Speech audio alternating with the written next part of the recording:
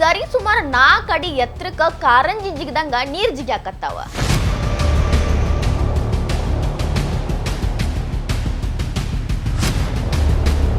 Borewell ಕೊರ್ಯಾಕತ್ತಿದ borewell ಮಷಿನ ನೀರಾಗ ಮುಳುಗೈತಿ, ಭೂಮಿ ಒಳಗ್ ಹೋಗೈತಿ. ಅದನ್ನು ಮರುಭೂಮಿ ಅಂತ ಪ್ರದೇಶದಾಗ ಹಿಂಗ ನೀರ್ ಜಿಗ್ಯಾಕತ್ತಿದ್ ನೋಡಿ ಇದು ಸರಸ್ವತಿ ನದಿನೇ ಐತಿ. ಈಗ ಕಣ್ಮರೆ ಆಗಿದ ಸರಸ್ವತಿ ನದಿ ವಾಪಸ್ ಮ್ಯಾಲ್ ಉಕ್ಕತೈತಿ ಅಂತ ಹೇಳಾಕತ್ತಾರ. ಶರಣ್ರಿ, ರಾಜಸ್ಥಾನದ ನಹರಿ ಮೋಹನ್ ಗಢದಾಗ ಬೋರ್ವೆಲ್ ಕೊರ್ಯಾಕತ್ತಿದ ಸಂದರ್ಭದಾಗ ಭೂಮಿ ಕುಸಿದ ಭಾರೀ ಪ್ರಮಾಣದಾಗ ನೀರ ಮ್ಯಾಲ್ ಜಿಗ್ಯಾಕತ್ತಾವ.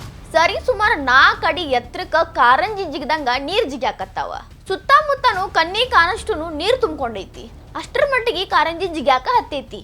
ಬೋರ್ವೆಲ್ ಕೊರ್ಯಾಕತ್ತಿದ ಬೋರ್ವೆಲ್ ಮಷಿನ ನೀರಾಗ ಮುಳುಗೈತಿ, ಭೂಮಿ ಒಳಗ್ ಹೋಗೈತಿ.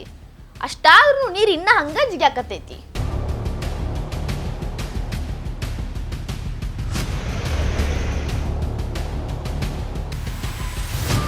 ಅದನ್ನು ಮರುಭೂಮಿ ಅಂತ ಪ್ರದೇಶದಾಗ ಹಿಂಗ ನೀರ್ ಜಿಗ್ಯಾಕತ್ತಿದ್ ನೋಡಿ ಅಲ್ಲಿ ಎಲ್ಲಾ ಮಂದಿ ಏನ್ ಮಾತಾಡತ್ತಾರಂದ್ರ ಇದು ಸರಸ್ವತಿ ನದಿನೇ ಐತಿ, ಇಲ್ಲಿ ಮೊದ್ಲಿಗೆ ಸರಸ್ವತಿ ನದಿ ಇತ್ತು, ಈಗ ನೀರ್ ಚಿಮ್ಮಕತ್ತಿದ್ದೆಲ್ಲಾನು ಸರಸ್ವತಿ ನದಿದ ನೀರ್ ಐತಿ ಅಂತ ಮಾತಾಡತ್ತಾರ.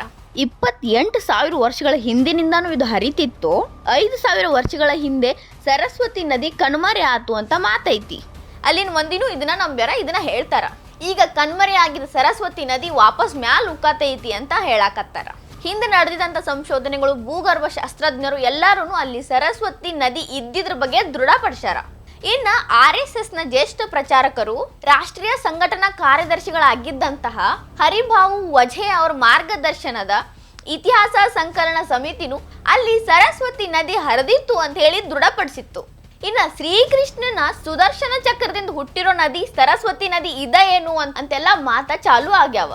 ಸಿಕ್ಕಿರೋ ಅಷ್ಟು ಮಾಹಿತಿ ಮೇಲೆ ಇದು ಸರಸ್ವತಿ ನದಿ ಐತಿ ಅಥವಾ ಅಲ್ಲ ಅನ್ನೋದ್ರ ಬಗ್ಗೆ ಈಗ ಮಾಹಿತಿ ಕೊಡಕ್ ಆಗಂಗಿಲ್ಲ. ಮುಂದಿನ ದಿನದಾಗ ಸಂಶೋಧನೆ ಕೈಗೊಂಡು ಇದು ಯಾವ ನದಿ ಅನ್ನೋದ್ರ ಬಗ್ಗೆ ಮಾಹಿತಿ ಕೊಡ್ತೀವಿ ಅಂತ ಹೇಳಿ ಭೂಜಲ ವಿಜ್ಞಾನಿ MD ಇಂಖಿಲಾ ಅವರು ಹೇಳ್ಯಾರ. ಗೊತ್ತಿಲ್ಲ, ಮುಂದೊಂದ್ ದಿನ ಹೌದು ಇದು ಸರಸ್ವತಿ ನದಿನೇ ಐತಿ ಅಂತ ವಿಜ್ಞಾನಿಗಳು ಹೇಳಿದ್ರೆ ಆಶ್ಚರ್ಯ ಪಡ್ಬೇಕಿಲ್ಲ ನೋಡ್ರಿ. ಈ ವಿಡಿಯೋ ನಿಮಗೆ ಇಷ್ಟ ಆಗಿದ್ರೆ ಲೈಕ್ ಮಾಡ್ರಿ, ಶೇರ್ ಮಾಡ್ರಿ, ಕಮೆಂಟ್ ಮಾಡ್ರಿ. ಇನ್ನ ಇಂಥ ಹೆಚ್ಚಿನ ವಿಡಿಯೋ ನೋಡಕ್ಕೆ ಹೊಸ ದಿಗಂತ ಡಿಜಿಟಲ್ ಚಾನಲ್ಗೆ ಸಬ್ಸ್ಕ್ರೈಬ್ ಆಗ್ರಿ.